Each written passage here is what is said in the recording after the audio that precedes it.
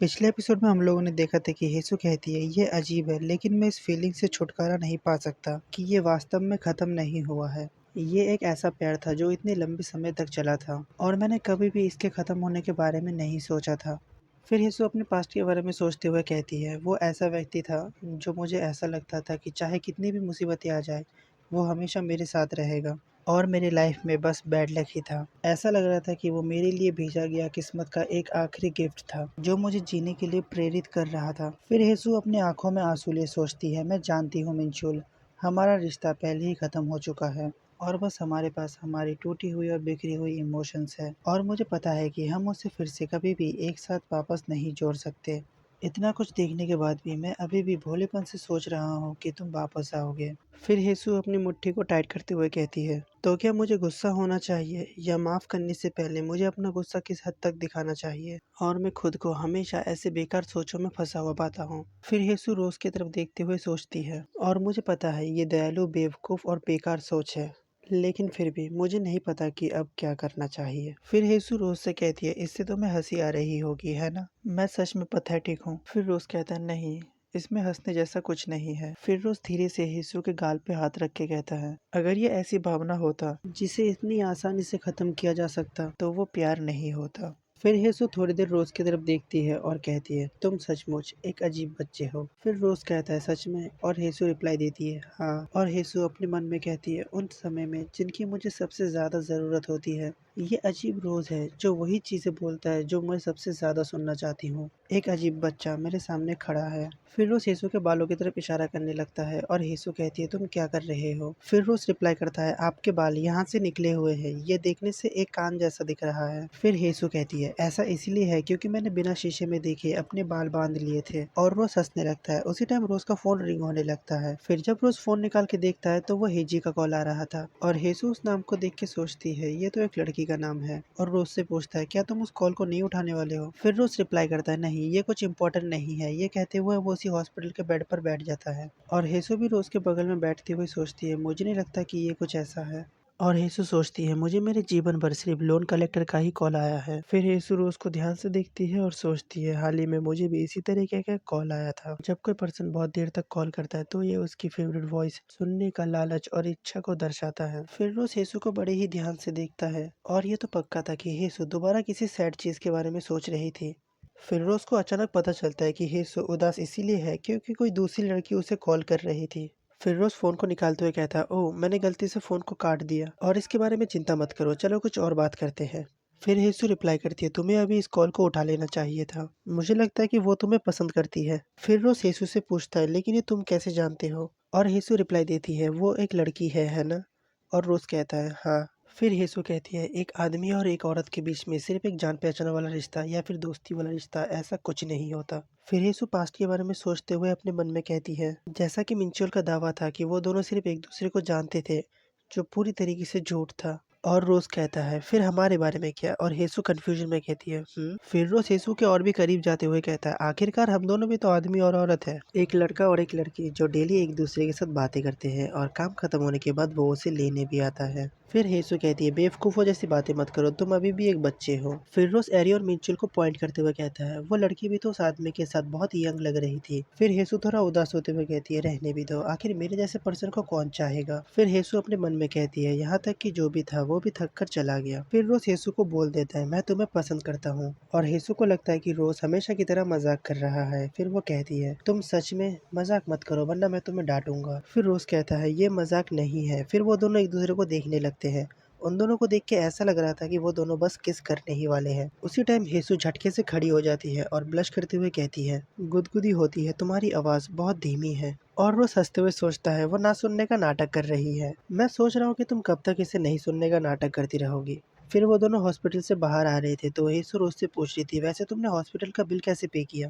फिर रोज कहता है जिन पैसों को मैंने बचाया था उन पैसों को यूज करके। और फिर हेसु कहती है तुम्हें मुझे घर पर ही आराम करने देना चाहिए था और तुमने इतने सारे पैसे कहाँ से लाए, और वैसे भी मैं तुम्हें सारे पैसे वापस कर दूंगी। और रोज कहता है मैं तुम्हें याद दिलाने के लिए हर रोज आऊंगा। और हेसु कहती है तुम मुझे धोखा नहीं दोगे है ना। और रोज हंसने लगता है। फिर अचानक हेसु को याद आता है कि उसे मीट रेस्टोरेंट में पार्ट टाइम जॉब के लिए जाना है। फिर रोज कहता है हाँ ये ठीक है, मैंने पहले ही वहाँ पर एक सब्स्टिट्यूट भेज दिया है। और हेसु कंफ्यूजन में कहती है एक सब्स्टिट्यूट, और रोज कहता है हाँ, वो एक ऐसा पर्सन है जिसे मैं जानता हूँ। फिर हमें रेस्टोरेंट का सीन दिखाया जाता है जहाँ पे रोज का बॉडीगार्ड मीट को फ्राई कर रहा था और दूसरी लोग उसकी तारीफ करते हुए कहते हैं ओ माय, वो मीट फ्राई करने में सच में अच्छा है। और मीट मुंह में डालते ही पिघल जा रहा है। फिर हमारा सीन दूसरी तरफ शिफ्ट होता है जहाँ पे एक वर्कर टेबल पर बहुत सारा सामान देख के कहती है हाँ, इन्होंने बहुत कुछ खाया है, आखिर मैं इसे साफ कब तक कर पाऊंगा। फिर जब उस टेबल को साफ करने ही वाली थी तभी उसका बॉडीगार्ड पीछे से आकर उस टेबल को साफ करने में उसकी मदद कर देता है। वो उन बोतलों को उठा के वहां से जाने लगता है और वो फीमेल वर्कर बहुत ज्यादा हैरान होती है और मुझे लगता है कि रोज इस बॉडीगार्ड को बहुत अच्छे से यूज करने वाला है, तो अब से मैं इसे ली बुलाऊंगा, तो तुम लोग समझ जाना। फिर एक दूसरे टेबल पर एक पर्सन बहुत तेजी से हंसता है और बहुत जोर जोर से बातें करता है। फिर ली उस पर्सन के पास आके बड़े प्यार से धमकाते हुए कहता है सर प्लीज़, यहाँ पर दूसरे कस्टमर भी है, इसीलिए चुपचाप खाना खाइए। फिर वो पर्सन कहता है हाँ हाँ, ठीक है। और ली साइड में जाके खुद से कहता है लीजिए, आखिर तुम क्या फालतू काम कर रहे हो। फिर हम एक गली के साइड में हेजी को खड़ी देखते हैं। वो शायद यहीं से रोज को कॉल कर रही थी और डोंगवुक उसके पास आके उससे पूछता है तुम्हारे एक्सप्रेशन इतने अजीब क्यों है, तुम्हें देख के ऐसा लग रहा है तुम कुछ कड़वी चीज चबा रहे हो। और वो हंसते हुए कहता है क्या रोज तुम्हारे कॉल का आंसर नहीं दे रहा है। हे गिव अप, तुम्हें क्या लगता है उसके पास कितनी लड़कियां हैं? तुम्हें क्या लगता है रोज तुम्हारे साथ अच्छा बर्ताव करता है क्योंकि तुम उसके करीब आ गए हो? ये बस तुम्हारा वहम है। और रोज सभी से फ्रेंडली रहता है इसीलिए उससे वैसी वाइब आती है। अब हेजी पहले से गुस्से में थी क्योंकि रोज उसका कॉल का आंसर नहीं दे रहा था, ऊपर से ये आके उससे अलग परेशान करता है। और हेजी उससे रिप्लाई करती है तुम क्या बकवास बातें कर रहे हो, क्या तुम्हें लगता है कि वो तुम्हारे जैसा है? डोंगवुक को समझ में नहीं आता कि हेजी क्या कहना चाहती है। फिर डोंगवुक हेजी से पूछता है तुम्हारा क्या मतलब है मेरी तरह से, आखिर तुम कहना क्या चाहते हो, क्या ये एक इंसल्ट है? फिर हेजी कहती है तुम हर लड़की को देख के स्माइल करती हो और जब कोई तुमसे बातें करता है तो तुम एक्साइटेड हो जाते हो। फिर डोंगवुक कहता है हे मैंने ऐसा कब किया, और हेजी वहां से जाने लगती है। फिर डोंगवुक चिल्ला के कहता है हे हेजी मुझे जवाब दो, मैंने ऐसा कब किया। लेकिन हेजी उसकी बातों का जवाब नहीं देती और अपने मन में कहती है ये कितना अनोइंग है। और वो रोज को मैसेज करती है हे फोन का जवाब दो। फिर हमारा सीन शिफ्ट होता है और हमें एरी का घर दिखाया जाता है और मिनचुल भी एरी के घर के नीचे खड़े होकर एरी को कॉल लगाने की कोशिश करता है। लेकिन एरी का फोन स्विच ऑफ आता है और मिंचुल सोचता है क्या बकवास है, वो मेरा कॉल का जवाब क्यों नहीं दे रही, क्या वो सच में मेरे से रिश्ता तोड़ने जा रही है, क्या वो वर्क प्लेस पे मेरे बारे में अफवाहें फैलाने वाली है। फिर मिंचुल एरी के लिए एक वॉइस नोट छोड़ता है। वो कहता है एरी ये मैं हूँ, प्लीज फोन उठाओ, मुझे पता है मैंने गड़बड़ कर दी है। कॉल पे ये सब बताते हुए मिंचुल सोचता है जब तक ये सो शांत नहीं हो जाती तब तक मेरे पास जाने के लिए कोई भी जगह नहीं है और ये सोच मुझे पागल बना रहा है। जब मिंचुल ये सब सोच ही रहा था तभी कोई पर्सन पीछे से एक छोटा सा पत्थर उसे फेंक के मारता है और मिंचुल कंफ्यूजन में पीछे मुड़ के देखता है, लेकिन हमें दिखाई नहीं जाता कि वो पर्सन कौन है। और हमारा सीन रोज की तरफ शिफ्ट हो जाता है जहाँ पे रोज अपने कुछ बॉडीगार्ड्स के साथ फ्लाईओवर के ऊपर खड़ा होता है और रोज यीशु के साथ चैटिंग करते हुए बहुत खुश होता है। तभी ली रोज से पूछता है सर आप क्या कर रहे हो। रोज फोन चलाते हुए रिप्लाई देता है मैं कर्ज लेने वालों से निपट रहा हूँ। फिर हमें उनके चैट्स को दिखाया जाता है जहाँ पे रोज ने लिखा था कि मुझे तुम्हारी याद आ रही है और हेसु का रिप्लाई आता है कि तुमने मुझे थोड़ी देर पहले ही देखा था। फिर रोज एक रोने वाली बिल्ली का इमोजी सेंड कर देता है और आखिरी में हेसु ने लिखा था कि कल तक वही रुको। और हेसु से बात करते हुए रोज बहुत खुश दिख रहा था। तभी उसके पास एक बॉडीगार्ड आके कहता है मुझे आपसे कुछ कहना है। फिर रोज रिप्लाई करता है आगे बढ़ो। रोज उसके पास आके उसकी बात को ध्यान से सुनने लगता है। फिर वो बॉडीगार्ड कहता है वो मेरे पास अभी एक कॉल आया था लेकिन उन्होंने कहा कि एल्डर यंग मास्टर जल्दी ही यहाँ आएंगे। ओके, मतलब रोज का भी कोई बड़ा भाई है। देखो मैंने मानवा यहाँ तक ही पढ़ा था, इसके आगे मुझे पता नहीं क्या होने वाला है। फिर वो बॉडीगार्ड कहता है और 1 साल होने वाला है इसीलिए चेयरमैन ने कहा है कि पूरा परिवार एक साथ हो जाए और जो चेयरमैन है वो रोज का डैड है। फिर रोज कहता है हाँ क्या 1 साल हो चुका है। फिर रोज थोड़ा स्माइल करते हुए कहता है चेयरमैन सच में, और उन्हें कब से 2 भाइयों के रिश्तों की चिंता होने लगी। फिर रोज हंसते हुए कहता है अगर मेरा भाई मेरा चेहरा देख लेगा, वो कोरियन खाना जो उसने काफी समय से नहीं खाया वो उसके गले में ही अटक जाए। फिर वो ली से कहता है क्या ये सही नहीं है ली।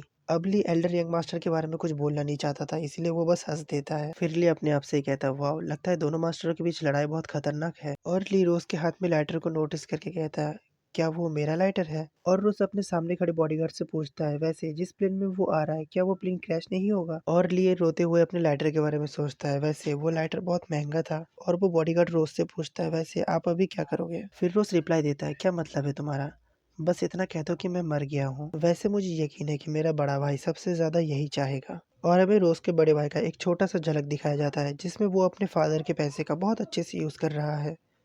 वैसे पैसे उड़ाने के लिए भी कोई होना चाहिए ना, तो चलो उसे हम वेलकम गिफ्ट के तौर पर एक बहुत ही प्यारा झूठ दे। फिर हम मिंचुल का सीन देखते हैं जहाँ पे मिंचुल अभी भी एरी को कॉल करने की कोशिश कर रहा था। अभी उसके डायलॉग्स थोड़े अलग है तो मैं बोल देता हूँ। वो कहता है डैम इट, वो मेरे फोन का जवाब क्यों नहीं दे रही, वो काम पर नहीं आ रही है और वो घर पर भी नहीं है। उसी टाइम कोई पर्सन पीछे से उस पे कुछ थ्रो करके उसे बुलाता है। मिंचुल देखता है तो किसी ने उसे पैकेट थ्रो किया था। फिर वो पीछे मुड़कर देखता है तो वहाँ पर एरी होती है। एरी कहती है, तुम बेवकूफ, तुम यहाँ पर क्यों आए हो? और मिंचुल एरी के पास जाके एरी की तरफ हाथ बढ़ाते हुए कहती है, एरी। एरी उसके हाथ को हटाते हुए कहती है, मुझे मत छुओ। फिर एरी कांपते हुए कहती है, मुझे उन हाथों से मत छुओ जिसका इस्तेमाल तुमने मुझसे मिलते समय किसी और औरत के साथ सोने में किया था, तुम गंदे कमीने। फिर मिंचुल कहता है, मैं उसके साथ नहीं सोया, मैं कसम खाता हूँ, जब मैं तुम्हें देख रहा था तो मैं उसके साथ नहीं सोया। फिर एरी जाके मिंचुल की शर्ट पकड़ते हुए कहती है, तुम उम्मीद कर रहे हो कि मैं इस पर विश्वास कर लूंगा? फिर एरी रोते हुए, उसे मारते हुए, चिल्लाते हुए कहती है, तुम चाहते हो कि मैं इस पर विश्वास कर लूं? फिर मिंचुल कहता है, हाँ, जो कुछ भी तुमने देखा वो सब कुछ सच है, लेकिन मुझे कुछ कारणों की वजह से उसके साथ रहना पड़ा,